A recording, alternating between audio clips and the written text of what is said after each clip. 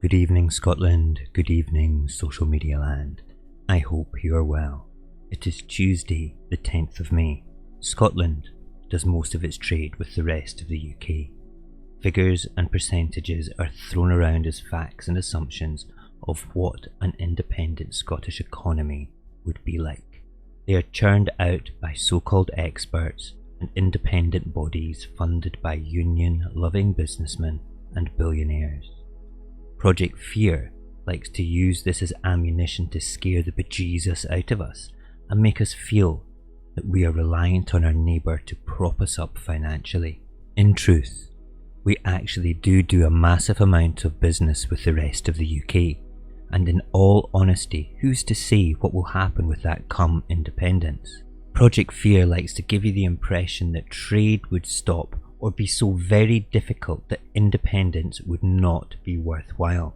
This is just silly, because not one of the bloggers or the media pundits peddling this theory can actually vouch for this. What we can say in fact is that we were sold Brexit on lies, and we've seen the decimation of the Scottish economy and trade.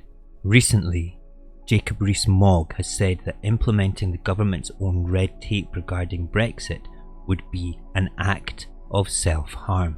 An act of self-harm.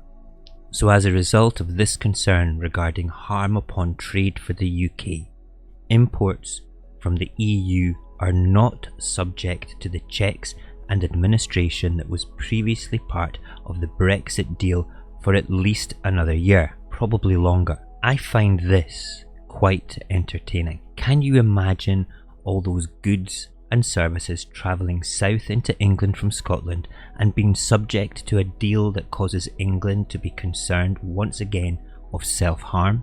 Can you imagine Scotland being part of the EU trading bloc and immediately being able to export into the rest of the UK with no concerns of Brexit red tape? Simply because the red tape would again be an act of self-harm inflicted upon themselves. What is even more interesting is that the goods leaving the rest of the UK into the EU are subject to the Brexit administration quality and security checks. Consider this now.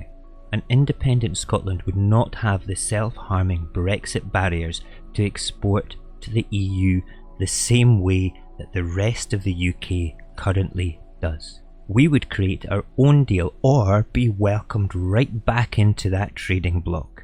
So the discussion with Project Fear demonstrates a precedent to import into the UK with no friction, but goods leaving the UK are fighting against that trade barrier and administration of a self-harming Brexit deal.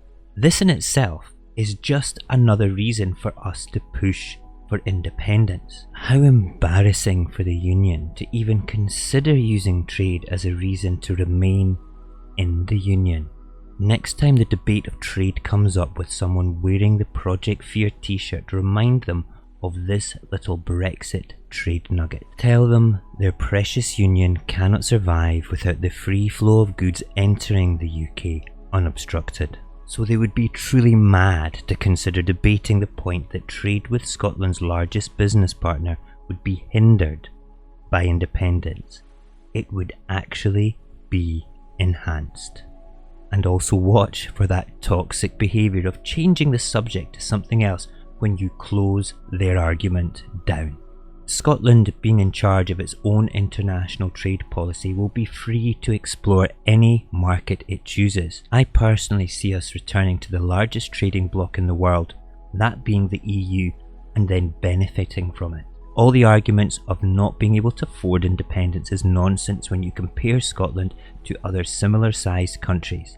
They have economies that are nowhere near as strong as Scotland's. If they can do it, so can we, easily. That leaves a counter-argument from Project Fear that is kind of twofold, or maybe too old. The first is that we are better together. Really? Do I need to point out that this is obvious nonsense? The Union is better with Scotland in it, but Scotland is not better being in the Union. The second point is we are stepping into the unknown. better the devil we know? Well, I agree. Stepping into the unknown may perhaps be very scary. However, let's be honest, it's far less a scary thing than what we know we shall leave behind. At least our problems and mistakes will be of our own making and not inflicted upon us against our will. Scotland's economy is established and we have a tremendous international reputation. We do not have to do anything other than take that positive trading trust and build on it further with our own independent international policies. The only time we have ever shot ourselves in the foot was in 2014 when we agreed to remain in this union. This is something that international trading partners will not hold against us, simply because we are going to rectify that decision very soon. Look at us now. I bet many of those that voted no have moved across to the yes camp and have been welcomed. And now the circumstances have changed and every single individual of voting age in Scotland can see right through Project Fear's lies and propaganda.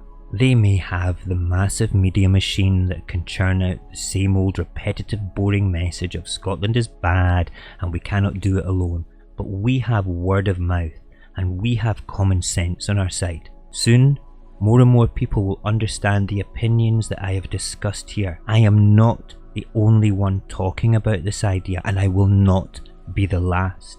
Scots will eventually come to terms that the Union is nothing but a toxic ex that does not want to let go of its more affluent and likeable partner. I will be writing about Project Fear and the nonsense they peddle on the blog. This will help you disseminate the lies from the truth in the up-and-coming independence referendum. You can find the blog at www.thesaltire.scot. Please come and visit us there. And also join the Facebook community at www.facebook.com/groups/thesaltire, where you can share information and partake in a non-toxic discussion all about independence. Thank you for watching. Goodbye and good luck.